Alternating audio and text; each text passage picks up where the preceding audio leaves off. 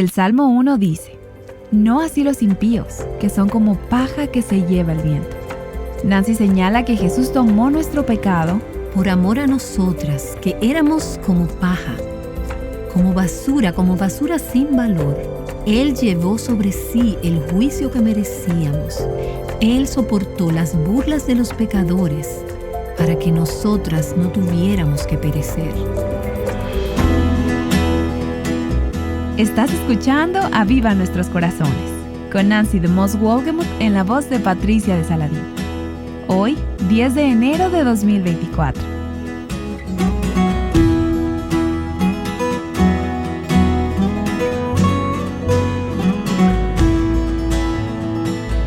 Hoy Nancy concluye la serie ¿Cómo tener un feliz año nuevo?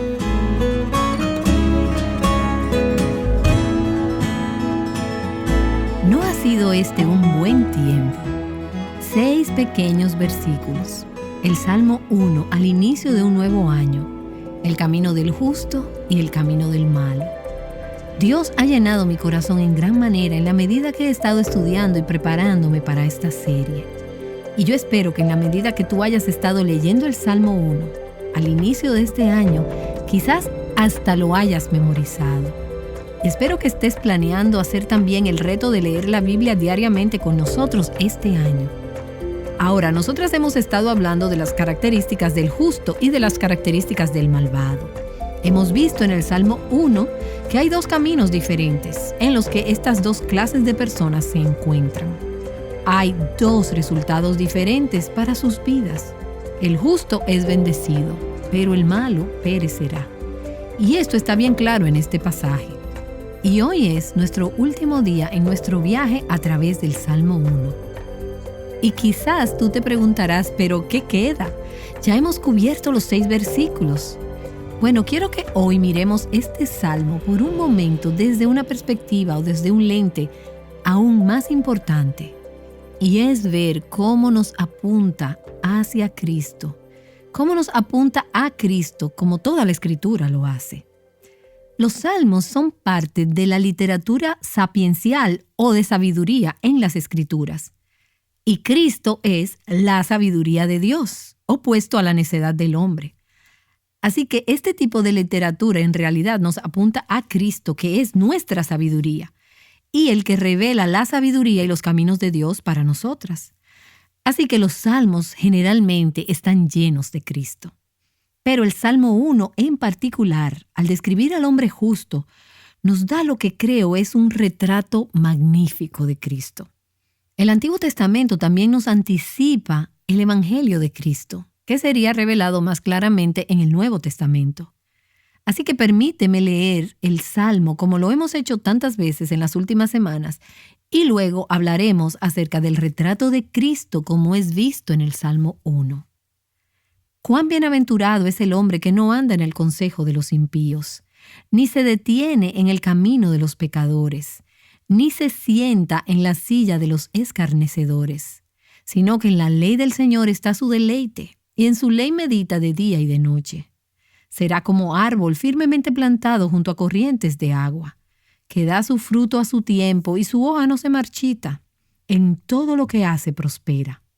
No así los impíos, que son como paja que se lleva el viento. Por tanto, no se sostendrán los impíos en el juicio, ni los pecadores en la congregación de los justos. Porque el Señor conoce el camino de los justos, mas el camino de los impíos perecerá. Ahora, el hecho es, como hemos estado viendo en este pasaje en las últimas semanas, que nadie que haya vivido ha podido llenar completamente los requerimientos del Salmo 1. Todas nosotras hemos, en ocasiones y desde nuestro nacimiento, hemos caminado en el consejo del impío. Como dice que los malos andan. No solo no nos deleitamos en la ley de Dios como deberíamos, no solo no meditamos en ella de día y de noche como deberíamos, pero el hecho es que en momentos en nuestras vidas, en ocasiones en nuestras vidas, hemos despreciado la ley de Dios en las elecciones que hemos hecho. Y día y noche hemos fijado nuestra mente en cualquier cosa distinta a Dios y a su palabra. Somos violadoras de la ley. No somos de manera natural, justas, y una vez que hemos sido declaradas justas a través de Cristo, a menudo vivimos como gente injusta. ¿Estoy en lo correcto? Romanos capítulo 3 lo pone en términos muy claros. Dice comenzando en el versículo 10, como está escrito, no hay justo ni aun uno, no hay quien entienda, no hay quien busque a Dios. Todos se han desviado, a una se hicieron inútiles. No hay quien haga lo bueno, no hay ni siquiera uno. ¿Recuerdas que dijimos que el malo es como la paja que se lleva el viento sin valor? Romanos dice que todas nosotras a una nos hicimos inútiles. Nadie hace lo bueno, ni una de nosotras. Y está hablando de nosotras, de ti y de mí. Aparte de Cristo, esa es la descripción de nuestras vidas. Así que si es el justo quien es bendecido y feliz, con abundante bendición, como dice el Salmo 1, entonces ningún ser humano puede ser bendecido o feliz, porque el hecho es que desde que nacemos, somos los malos, no los justos descritos en ese pasaje. Desde nuestro nacimiento rechazamos a Dios, caminamos contrario a Él. Y dejadas a nosotras mismas, nuestras almas estarán marchitas y morirán en vez de florecer y prosperar. Pero gracias a Dios, he aquí las buenas nuevas, las buenas noticias, el Evangelio. Es que hay una persona con P mayúscula quien ha llenado perfectamente la justicia requerida en este salmo. Y su nombre es Jesús. Mi amigo, el Dr. Bruce Ware, ha escrito un libro que ha titulado El hombre Jesucristo. Y en ese libro él llama a Jesús el prototipo del Salmo 1. Él es el que vivió perfectamente y cumplió las condiciones que eran requeridas para el justo, como se enuncian en el Salmo 1. Los padres de la iglesia primitiva estuvieron de acuerdo en que la descripción del justo en el Salmo 1 era realmente la descripción de Cristo.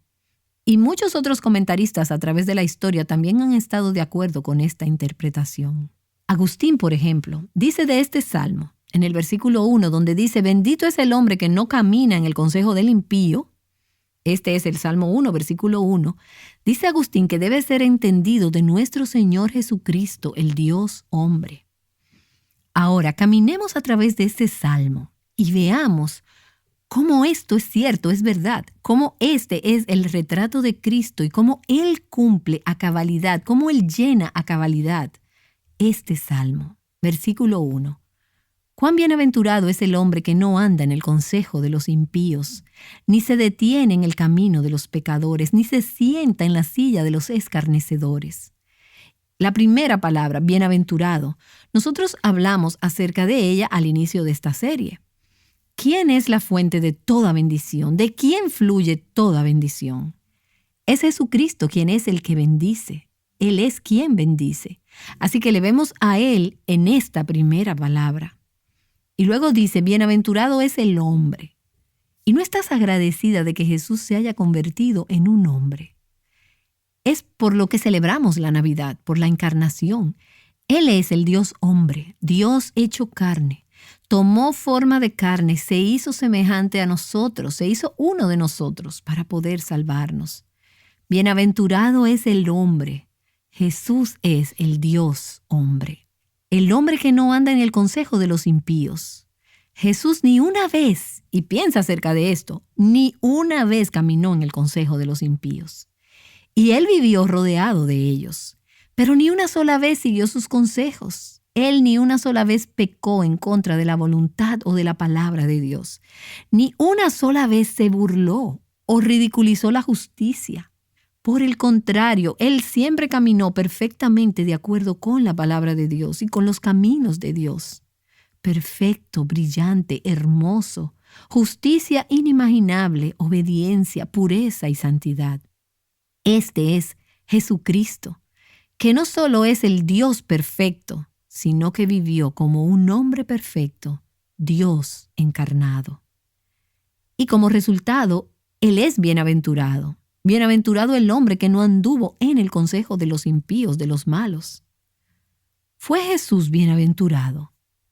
En Hebreos capítulo 1, versículo 9, dice de Jesucristo, has amado la justicia y aborrecido la iniquidad, por lo cual Dios, tu Dios, te ha ungido con óleo de alegría más que a tus compañeros. ¿Quién ha sido la persona más bienaventurada que ha vivido? Jesús. ¿Quién experimentó la alegría más que todos sus compañeros? Jesús, porque Él no caminó en el consejo de los impíos, ni se sentó en silla de escarnecedores. Dios le ungió con óleo de alegría más que a cualquier persona. Bienaventurado el hombre. Y el versículo 2 dice, sino que en la ley del Señor está su deleite, y en su ley medita de día y de noche. Y nosotras sabemos que Jesús se deleitó en la palabra de Dios. Él la amó, Él meditó en ella de día y de noche. Para Él era su pan, su agua, su sustento, su vida. Nosotras vemos cuando tenía 12 años en el templo, ¿qué está haciendo un niño de 12 años? ¿Piensas tú que ellos están interesados en ir y tener discusiones teológicas en la iglesia? No muchos de ellos, pero Jesús se deleitaba en su Padre. Y Él había estado meditando en la palabra de su Padre, posiblemente desde su infancia, y sale fluyendo en su conversación. ¿Cuánto Él disfrutó hablar sobre ello? Su deleite en la palabra de Dios y su meditación en ella sale también a relucir cuando Él estaba en el desierto por 40 días siendo tentado por Satanás.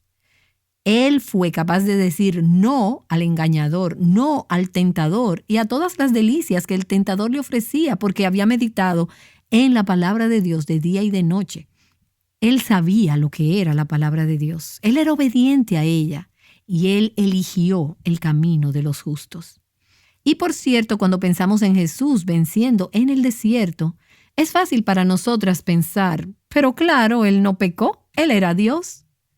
Pero puedo sugerirte que la razón por la que Jesús no pecó en el desierto o en ningún otro momento no fue porque Él era Dios.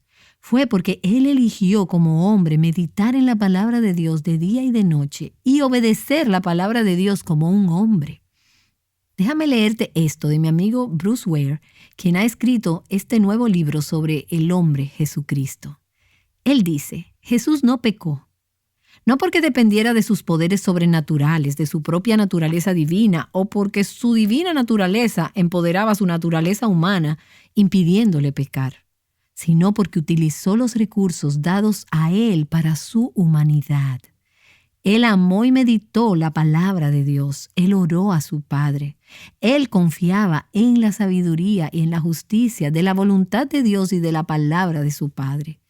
Y de manera muy significativa, Él dependió del poder sobrenatural del Espíritu para que lo fortaleciera, para que Él pudiera hacer todo lo que había sido llamado a hacer.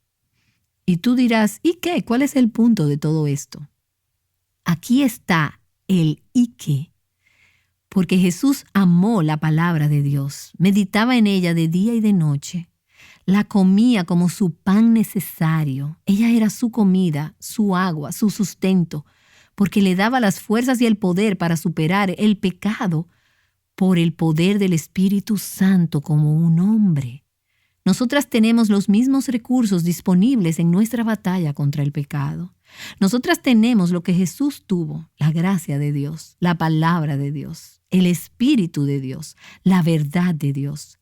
Nosotras podemos amar la palabra de Dios, meditar en ella de día y de noche y tener victoria sobre el pecado como Jesús lo hizo siendo un hombre. De hecho, es lo que dice el Salmo 40 en el versículo 8, hablando proféticamente sobre Jesucristo. Me deleito en hacer tu voluntad, Dios mío. Tu ley está dentro de mi corazón. Jesús tenía la ley de Dios en su corazón y la tenía de la misma manera en que nosotras la podemos tener. Al leerla, estudiarla, memorizarla, meditar en ella, pidiéndole a Dios gracia y fortaleza para vivirla. Jesús meditaba en la palabra de Dios. Y puedes decir, bueno, es que Él conocía la palabra de Dios. Sí, como Dios, Él la conocía, pero como hombre, de alguna manera misteriosa que nosotras no podemos entender completamente, Él fue a través del mismo proceso de meditar en la palabra de Dios que nosotras hacemos. A través de su ministerio, Él citaba la Escritura y Él les mostraba a las personas cómo esas Escrituras del Antiguo Testamento estaban siendo cumplidas. Y luego Él fue a la cruz. ¿Y qué siguió Él haciendo? Él siguió meditando en las Escrituras que ya había memorizado y que había meditado en ellas por años, porque las palabras que él dijo en la cruz indican que él estaba rumiando el Salmo 22 y otros pasajes del Antiguo Testamento. Dios mío, ¿por qué me has abandonado? Esta es la escritura que estaba en su corazón, la escritura que estaba allí en ese momento. A través de toda la vida de Jesús, de su ministerio y aún a través de su muerte, lo vemos deleitándose en la ley de Dios, meditando en ella de día y de noche. Y como resultado, él fue ese árbol plantado junto a corrientes de agua, siempre dando fruto, dando vida a otros. Sus hojas no cayeron a pesar de las circunstancias, a pesar de la oposición y del sufrimiento que soportó. En cualquier cosa que hacía prosperaba, cumpliendo así el Salmo 1. Y de nuevo, ¿recuerdas lo que significa prosperar, lograr algo, terminar bien, completar lo que Dios te ha mandado hacer aquí? Él prosperó. Isaías 53, versículo 10 dice, en Isaías 53, ese grandioso pasaje acerca del sufrimiento del Salvador, dice, y la voluntad del Señor en su mano prosperará.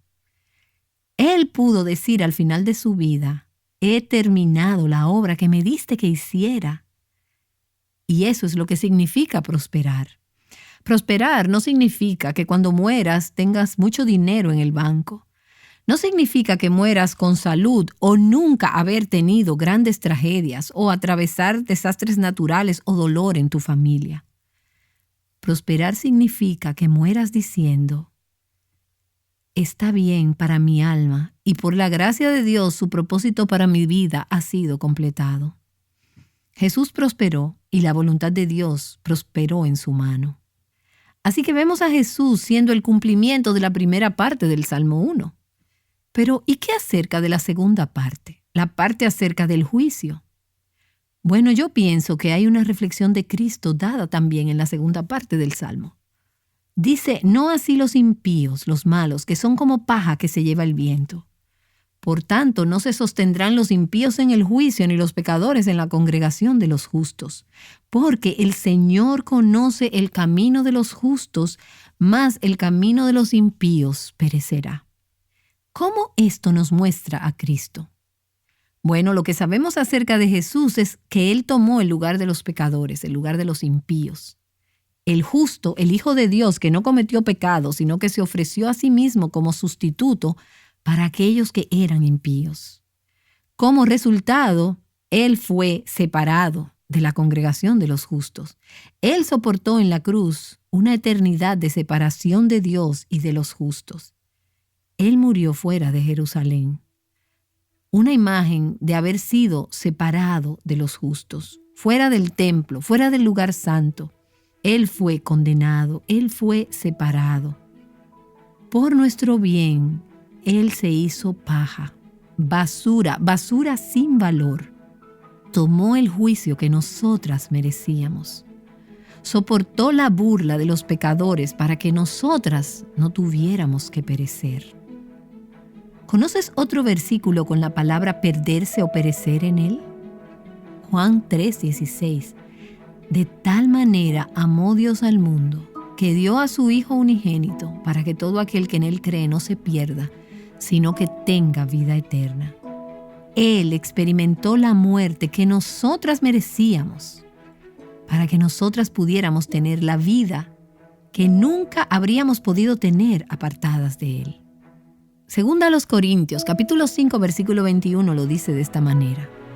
Al que no conoció pecado, por nosotros lo hizo pecado, para que nosotros llegáramos a ser justicia de Dios en él.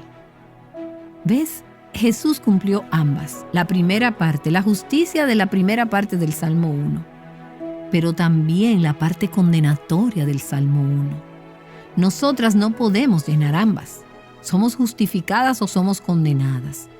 Jesús fue justo y Él se hizo condenación, Él se hizo pecado para que por Él pudiéramos ser hechas justas en Dios.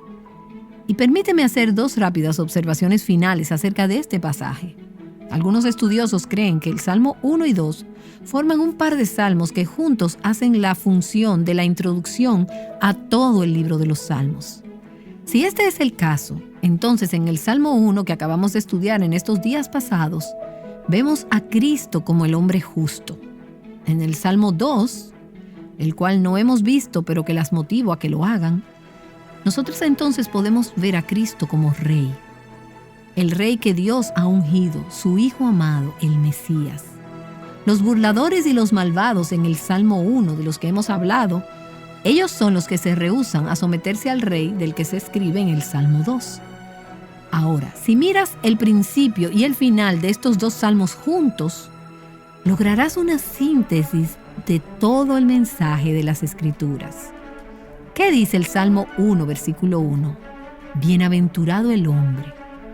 ¿Y cuál es la última frase del Salmo 2?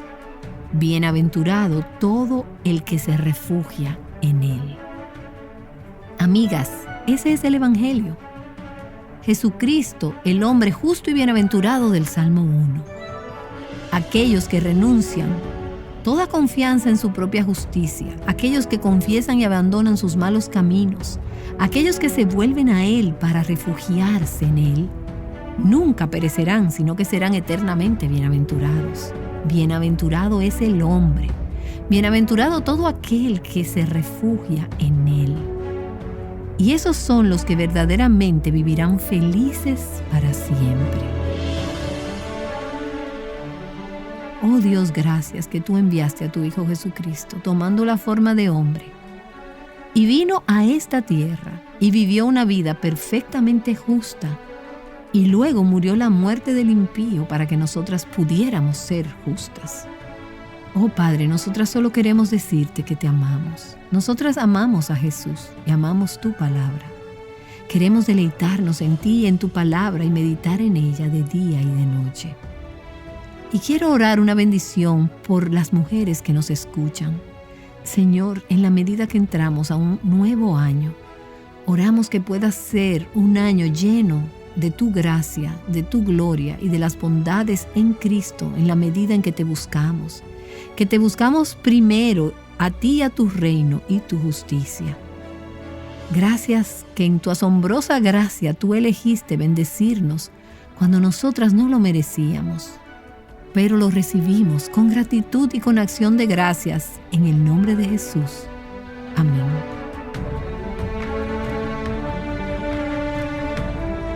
Nancy DeMoss Wolgemuth nos ha estado mostrando con el Salmo 1 cuán perfecta fue la vida que Jesús vivió. Su ejemplo nos muestra cómo nosotras podemos vivir en dependencia de Dios este año y mantenernos cerca de Él a través de su palabra. Si pones en práctica lo que escuchaste en esta serie, piensa cuántos cambios significativos pudieran ocurrir en tu vida durante este año. Para ayudarte en esto, te invitamos a participar del nuevo reto Mujer Verdadera 365 cronológico. El propósito de este plan de lectura es que puedas leer toda la Biblia en un año de manera cronológica. Cada día de lectura estará acompañado de un pequeño devocional que te ayudará a profundizar y meditar en los pasajes asignados para cada día. Sé parte de una comunidad global de mujeres que juntas crecen en el conocimiento del Señor. Conoce más en nuestro sitio web avivanuestroscorazones.com. Únete al reto. ¿Has oído hablar de las fiestas del Antiguo Testamento? Levítico 23 es un capítulo que a muchos de nosotros nos gustaría evitar, pero en realidad está lleno de mucho significado. Erin Davis nos llevará a través de este capítulo en los próximos días. Ella nos enseñará a través de una nueva serie titulada Las 7 Fiestas. No te la pierdas. Iniciamos mañana aquí en Aviva Nuestros Corazones.